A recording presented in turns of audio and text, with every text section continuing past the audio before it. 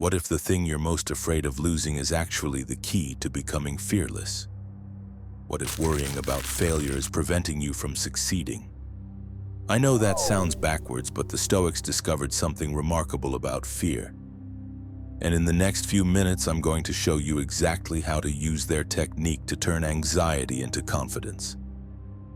This is part 2 of our Stoic Anxiety series. Each video gives you one game-changing principle you can use immediately. Chapter 2. The Ultimate Anxiety Question. Meet James. He owns a small marketing agency with 12 employees. Last month, when inflation hit record highs and recession fears dominated the news, James couldn't focus on anything.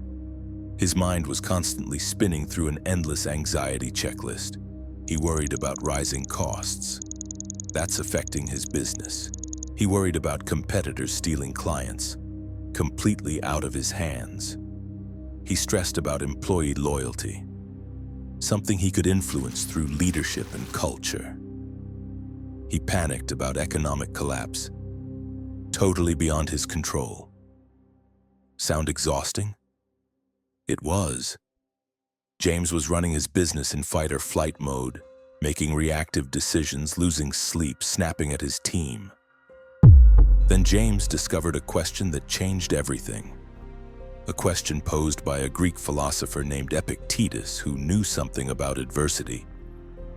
Epictetus was born a slave, lived with a physical disability, and eventually gained his freedom to become one of history's most influential teachers. And Epictetus taught the most liberating concept in all of philosophy: the dichotomy of control.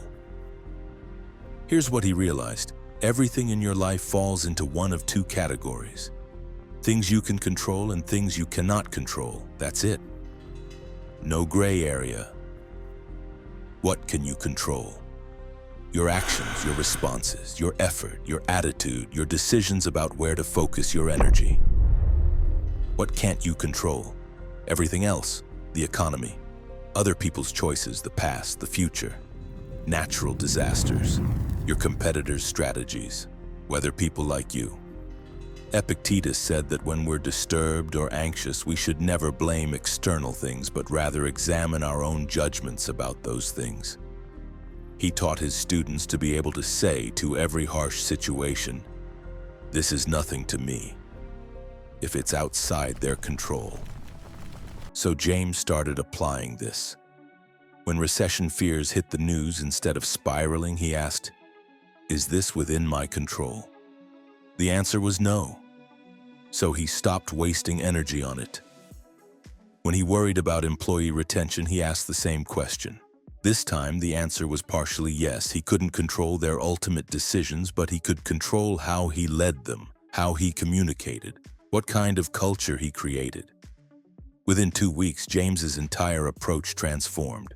He channeled all his anxiety energy into what he could actually influence: improving client relationships, developing his team, refining his services, building financial reserves. 6 months later, his business was thriving despite the economic uncertainty. Not because the external conditions changed, but because he stopped fighting battles he couldn't win and started winning the battles he could. Here's your homework. For the next week, every time you feel anxious, stop and ask, "Is this within my control?"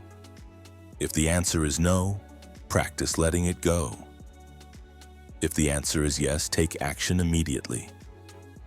This simple question will revolutionize how you spend your mental energy. But there's something even more counterintuitive that the Stoics discovered about fear itself. And I'm revealing that secret in the next video. So the key takeaway is this: everything falls into two categories: what you can control and what you cannot control. Now I have a question for you. Comment below with your biggest breakthrough using this question. What worry did you realize was outside your control? And how did letting it go change things for you? Reading those stories helps everyone here feel less alone. If this idea helped you, hitting the like and subscribe buttons lets me know you want the complete Stoic Anxiety Toolkit. This was the second principle: The next video reveals the most counterintuitive technique the Stoics used to become fearless, and it's on the screen right now. Click it, and I'll see you there.